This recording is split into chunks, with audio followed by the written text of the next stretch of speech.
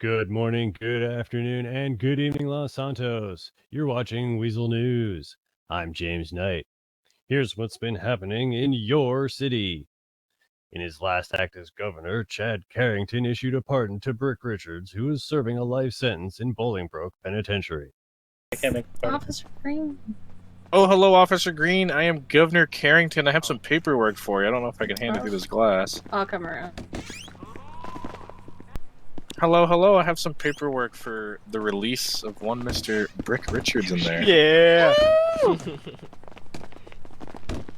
In 4 minutes, his life sentence will be officially served. I think that's a good idea. No, not at all. Yeah, considering this is an official piece of paper that's being delivered by the man that signed it, I'm not gonna argue with it. Hello, citizens of San Andreas. I'm here with Officer Green of the Department of Corrections, hand-delivering a pardon for one Mr. Brick Richards. I heavily believe in second chances. It's a rare opportunity that doesn't come often, so I'm hoping, with high hopes, that Mr. Richards turns his life around for himself and his family. Is it time for me to So go? I heavily believe in second chances, and I hope with this rare opportunity, he'll do some more good with his life and take it with a grain of salt and turn his life around.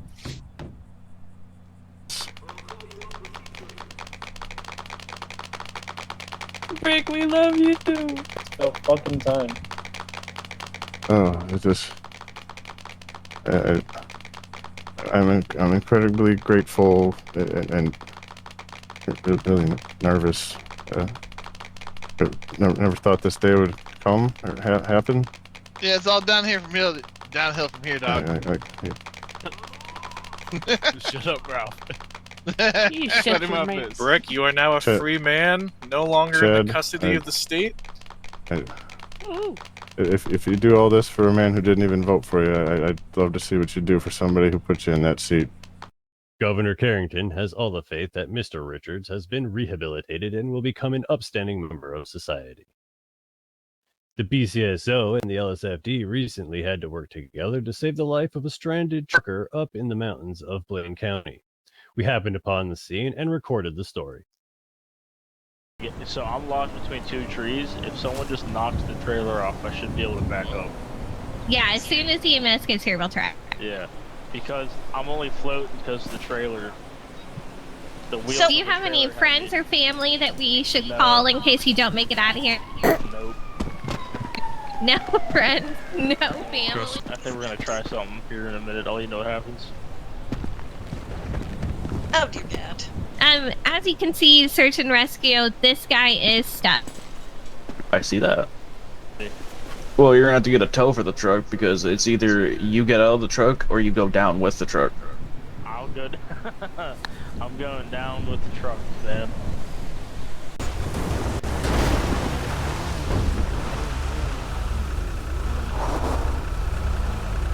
We are nudging the trailer. Beware of the body.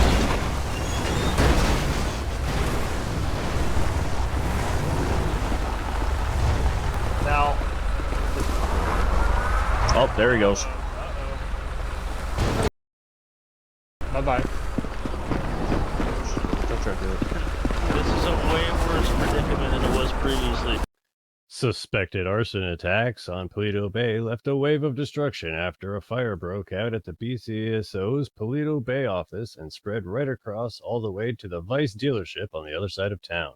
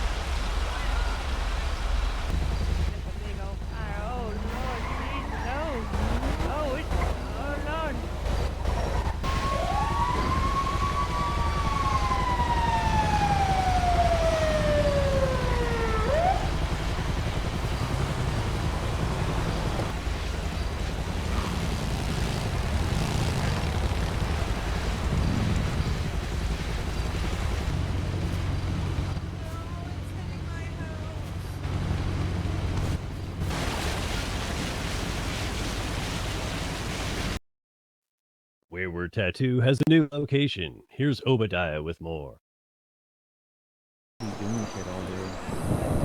We're here outside of Wayward Tattoos. Previously located in Paleto Bay, they've made the business decision to move themselves down to the Vinewood Boulevard to get themselves closer to the heart of the action. Let's go inside and see what they have to say. Well, here we are with Mac King of Wayward Tattoo. How are you doing today, Mac? I'm doing pretty good, thank you. How are you guys? Yeah, we're doing pretty good. We heard you'd moved the business down in the city. We had to come and see what was up. So, what made you want to move down to the city? We wanted to move down here for the reasons of to give more business up in Paleto and Sandy area. Let them grow more. We also wanted to come down here for more business, for a nicer shop. We wanted it to be a little cleaner, Right, well, I'd definitely say the renovations and everything, this place is really, really nice. I appreciate that. Thank you. So, with that in mind, have you seen an increase in business at all from moving into the city? Honestly, I'd say about like 90%. Yeah, it's how much it's increased. I think it's I think it's a lot better being here, in my opinion, because it's just more foot traffic. You're right on the Vinewood Strip. Yeah. Beautiful area, lots of people, lots of foot traffic, and yeah, it's just a beautiful city nonetheless. Yeah, it's definitely one of the streets I would have picked for a business myself. So, Absolutely.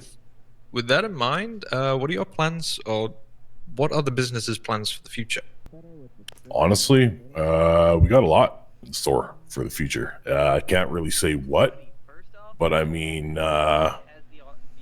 things are going to be happening. We are going to be getting some things, and just moving here is the first step. Yeah, well, I'm looking forward to following you guys along and hopefully coming down and get myself inked up at some point. Yeah, I hope so. That'd be amazing. Right, well, thank you for your time today, Mac. Absolutely. My pleasure, guys. And back to the studio. Weazel News is brought to you by the Diamond Casino and Resort. Gamble your life savings away at the Diamond today.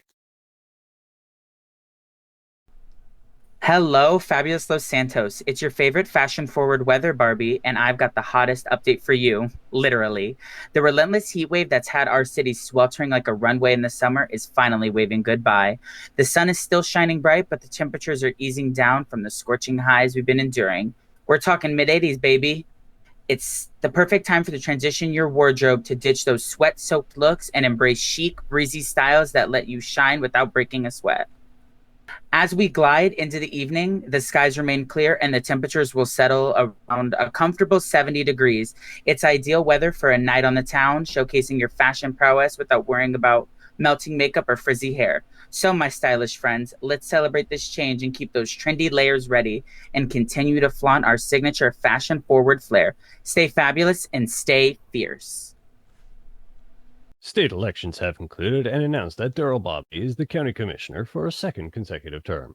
The position of state governor goes to relatively newcomer to the political scene, Peter Phillips. Here's Obadiah with a quick word from the new governor. Thanks, James. We're here today with new Governor-elect T. Peter Phillips. How's it going, Peter? It's going pretty good, Jelly. Thank you guys for having me. Absolutely. So, being the governor of Los Santos, how's that? It's gonna be a challenge, but I'm ready for it, and I'm ready to make the state better than the way I found it. All right, well, thanks again, Peter, for letting us speak to you, and congratulations on becoming the newest governor of Los Santos. Thank you so much, Jelly. No problem. Back to you guys in the studio. I must go. My state needs me. And now for the top story. The Pillbox Medical Center recently went through intense renovations, which have completely changed the look of the entire hospital. We spoke with two members of the state's medical staff to learn more about these improvements. Name's Jerry Bull. I've been with the staff here for, God knows, too long, maybe 3 years or so. I'm a chief paramedic, and couldn't be more excited for the new facility here. We've needed it for a long time. The amount of dead and dying that come through these doors, honestly, we've just over capacity the entire time. So it's good now that somebody might get the proper care. It's been a long time coming, and I think everyone's excited for it. All right, well, I'm Brooke Duncan. I've been with the LSFD for about a year here. My main responsibility is just babysitting Jerry. We're very excited for the new hospital here. The other one was barely standing after all the bullets we found in the walls. That's also true. So it's nice that we're able to, fully do our jobs without having to worry about the roof caving in on us. The facility is going to look a little new in the beginning here when you first walk in through the doors, but I mean, the concept's the same, right? Top floor here, that's going to look pretty standard, right? You're still going to have your ICU and wards to go around it and things like that. You get the X-ray, MRI, and all that nonsense. Here, we can walk through and take a look. Let's go. Well, starting off, we have our nice new reception desk. So we got our ICU here over to the right. And I'm sure you guys are going to be familiar with that. That's pretty similar to what everyone's used to. We got some extra stuff there, so it's pretty nice. To the left here, we also have our observation rooms, and we have our X-ray, MRIs, and all the things that people are accustomed to with getting medical treatment. The thing you're going to be most familiar with is going to be the ER room. Uh-oh. Let's get out of the way. Please, we're going to have a lot of riffraff in here, so just be careful. Riffraff? Riffraff. Yeah, like the rapper. We got one of the most common upgrades that people have been requesting was sharps disposal. So, now we have a place to put our needles and stuff instead of just throwing them in the trash can or on the floor for some homeless people to pick up. Now we have a place for them. We got 2 operating rooms up here on the main floor. And it's pretty similar to everything. We got standard tools, nothing fancy, but, should be enough to keep somebody alive at least. So there's our lobby right over there, right past our lovely, lovely shop attendant. But if you were to walk down the main hallway instead of, taking that left that we did, if you were to come down the main hallway, over here on your right, you got 2 examination rooms. And that is where we're going to do our drug treatment for personnel who have accidentally and surprisingly overdosed on medication they would like to get taken care of. We'll be more than happy to take care of them here, right here on the main floor.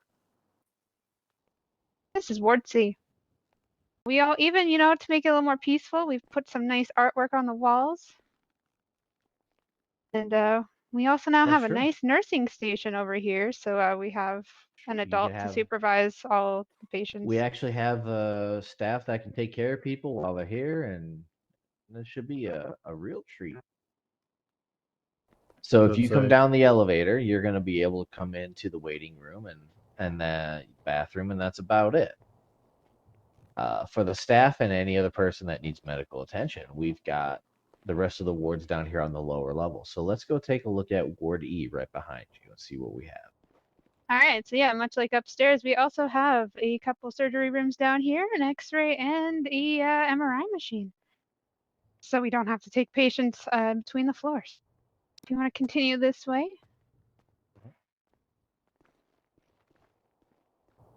Welcome to the trauma ward. Newest addition to Pillbox Medical Center. We got 8 rooms down here. This is where we take our most critical patients. Anyone who gets transported here by the fire department or by the police department will end up down here where our best doctors and nurses will be on staff to take care of them.